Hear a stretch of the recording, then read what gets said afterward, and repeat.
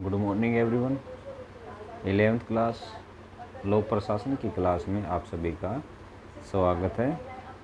आज हम अध्ययन करेंगे अध्याय 5 जिला प्रशासन। देखिए, इससे पहले मैं लेसन को स्टार्ट करूं, मैं आपको बता देना चाहता हूं हमने लोक प्रशासन के यानी पब्लिक एडमिनिस्ट्रेशन के पहले 3 लेसन कंप्लीट कर लिए हैं। चौथा जो लेसन है उसको हमें अपने जब स्कूल शुरू होंगे तब उसको हम स्टार्ट करवाएंगे। इसके साथ हमने एक बिल्कुल नॉर्मल जो लेसन था, लेसन नंबर 10 है, वो किया है। और टोटल हमारे इस बुक के अंदर 10 ही लेसन हैं। तो और ये पहले जो 3 लेसन हैं वो तीनों लेसन हमने 2 बार इनको रिपीट कर दिया है। तो आज हम लोक जिला प्रशासन है, इसका भी हमारा सेकंड टाइम है, इसको भी हम दोबारा इसको रिपीट कर रहे हैं। तो जिस स्टूडेंट्स ने पहले कर लिया है वो भी, और जिन्होंने इसको पहले नहीं किया है वो भी इसको लास्ट तक ज़रूर देखोगे, क्योंकि बहुत सारे ऐसे पॉइंट हैं जो आपको इससे शॉर्ट भी करवाए जाते हैं। तो जो आपका जो क्वेश्चन है, जिला प्रशासन से आप क्या समझते हैं, जिला प्रशासन के कार्यों, उद्देश्यों एवं महत्व का वर्णन कीजिए। इसके अंदर लगभग 10 पॉइंट दिए गए हैं। आपसे क्वेश्चन जो पूछा जाता है वो 8 अंक का होता है, तो उसके अंदर आप केवल 8 ही पॉइंट्स लिखोगे। जिस प्रकार अब ये क्वेश्चन आपका जिला प्रशासन से आप क्या समझते हैं, तो ये आपका 2 अंक लेके चलता है। तो इसके अंदर आपका क्या होगा, जिला प्रशासन से आप क्या समझते हैं, इसके 2 नंबर होंगे। और जिला प्रशासन के कार्य, तो कोई 6 कार्य आप लिखोगे।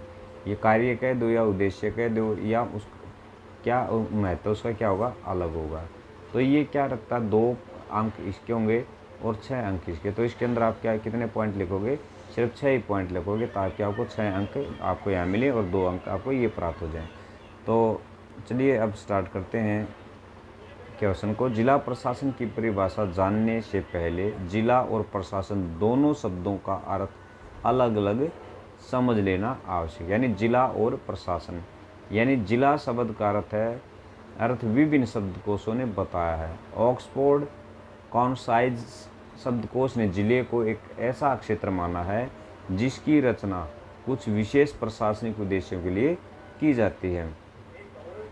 तो आप कहाँ तक लिखोगे इसको, यहाँ तक इसको लिख दोगे। इसके बाद चलिए एक बार स्टडी जरूर करते हैं। लिखना आपको कहाँ तक है, यहीं तक इसको लिखना है, यहाँ तक इसको लिखना है।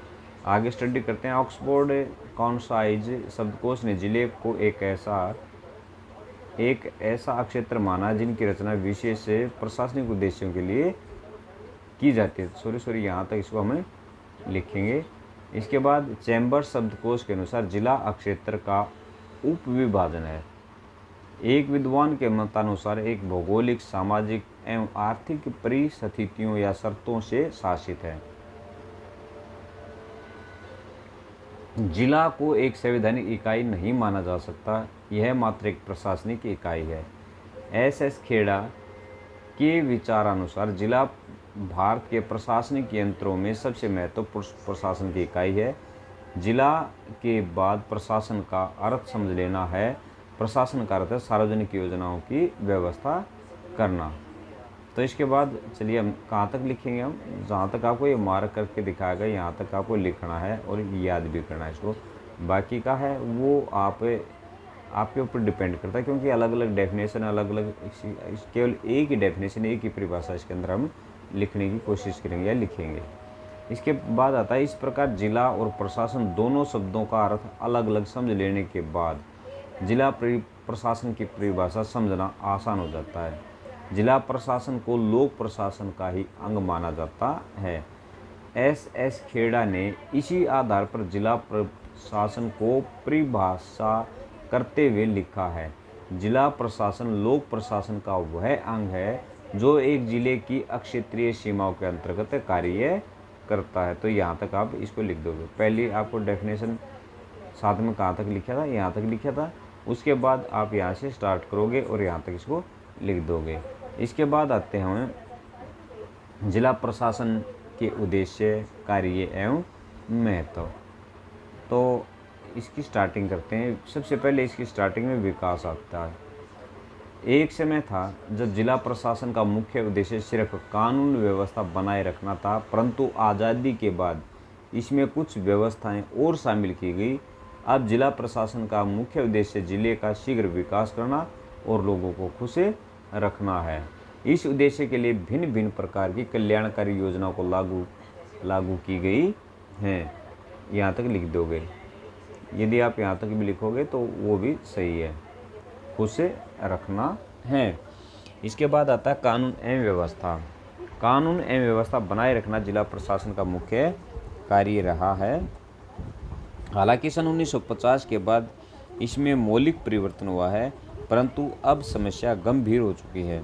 समाज में बढ़ते हुए अपराध, हड़ताल, दंगे तथा राजनीतिक अपराधीकरण के कारण जिला प्रशासन के सम्मुख या सामने चुनौतियां बढ़ी हैं। इसलिए जिला प्रशासन का सबसे महत्वपूर्ण उद्देश्य सार्वजनिक कानून एवं व्यवस्था बनाए रखना और मौलिक अधिकारों की यथासंभव रक्षा करना है।